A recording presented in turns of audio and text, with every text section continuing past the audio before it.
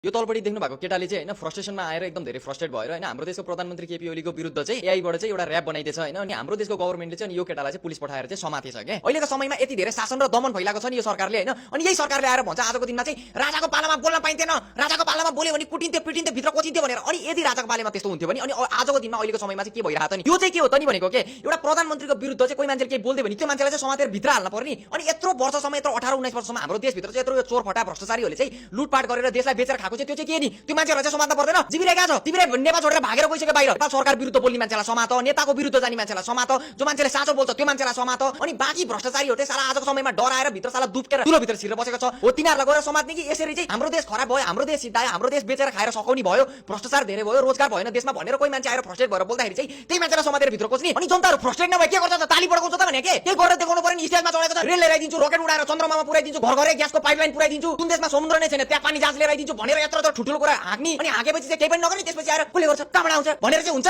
उगान टुक्का हानेर मात्र हुन्छ गरेर पनि त देखाउनु पर्यो नि अनि आजको समयमा चाहिँ जनताले चाहिँ आएर चाहिँ हामीलाई तिम्रो कुर्सी चाहिएन हामीलाई तिमी प्रधानमन्त्रीको रूपमा हामीलाई चाहिएन छोड्देऊ त्यो पद राजीनामा देऊ भनेर भनेपछि चाहिँ अनि आफ्नो इगो अनि आफ्नो एङ्गरमा आएर चाहिँ अनि त्यही जनतामाथि दमन शासन भइरहेर अनि पुलिस पठाएर समात लाउने नि त्यो जनतालाई बोल्ने अधिकार पनि तपाईहरुले दिनु भएको तपाईले खुद आफै आएर भन्नुहुन्छ हामीले लिएर आएको गणतन्त्र भनेर गणतन्त्रमा जनताले बोल्न पाउँछ भनेर भन्नुभयो तपाईले दिनु भएको हक अधिकार हैन हो अनि त्यही हक अधिकार युज गरेर चाहिँ अनि नेपाली एउटा सर्वसाधारणले चाहिँ आएर चाहिँ हामीलाई यो सरकार मन परेन हामीलाई यो गभर्नमेन्ट मन परेन भनेर भन्न पनि नपाउनु गणतन्त्र हामीले लिएर आओ तपाईहरुलाई बोल्ने अधिकार हामीले दियो भनेपछि अनि त्यो बोल्ने अधिकार आजको समयमा तपाईहरुले चाहिँ किन आफैले चाहिँ खोजिरहनु भएको छ यसको जवाफ दिनु पर्यो नि तपाईहरुले जनताले उठेर आएर खुसी भएर ताली बजाउन लागि त ताली बजाउने खालको काम गर्नु पर्यो नि त अनि पो जनताहरु आफू विरुद्ध बोल्दैन त नि आफू चाहिँ काम गरेर केही पनि नदेखाउनु गर्ने केही हैन अनि आफ्नो विरुद्ध कोही बोल्दैपछि अनि घरमा पुलिस पठाइदिने मान्छे समात्न लगाइदिने बाटोबाट मान्छे उठाइदिने गुण्डा पठाएर पिट्न लगाउने आजको दिनमा हाम्रो देशभित्र जति चाहिँ चलेको छ कल कारखाना थियो हिजो त्यत्रो सबै बेचेर सकायो आजको दिनमा देशमा कल कारखानाको एउटा नाम निशान छैन केही छैन अनि आजको दिनमा त्यही कल कारखानाहरु बनेको जग्गा पनि बेचेर खान लागिसक्यो यिनीहरुले अनि हाम्रो देशभित्रको नागरिकता इन्डियन धोतीहरुलाई बेचेको छ सबै कुरा बेचेर खाएर सकाइदिसकेको अब हाम्रो देशभित्र भएको माटो र ढुङ्गा पनि जोकेर बेचेर खाएर सकाइदिए हुन्छ के त्यसै सिद्धाइदिए हुन्छ बाँकी केही पनि नराख्ने देशमा अनि किन राख्न पर्यो त नि आजको दिनमा आधा भन्दा धेरै युवा त खाडी देशमा अनि अरु विभिन्न देशमा गएर दुःख गरेको छन् अनि उनीहरुले दुःख गरेर पठाएको रेमिटेन्सले नै हाम्रो सरकार चलिरहेको छ सरकारले गरेको केही पनि छैन खोया पनि केही पनि गरेको छैन के चाहिँ उगाडेको छ त नि अनि मान्छे फ्रस्ट्रेट हुँदैन फ्रस्ट्रेट भएर बोल्दैन मान्छे अनि त्यो मान्छेलाई बोल्ने ठाउँ पनि कसले दिएको त्यही सरकारले दियो बोल्ने बाध्य बनाइछि बोल्न परेन अब के मर्ने हो र जनता मर्ने हो अब निसासेर मर्ने हो जनताहरु देशमा 27-28 खरबको ऋण बनाइदिसक्यो अनि त्यत्रो त्यो 27-28 खरबको ऋण बनाएर एउटा जनताको टाउकोमा 95,000 को ऋण छ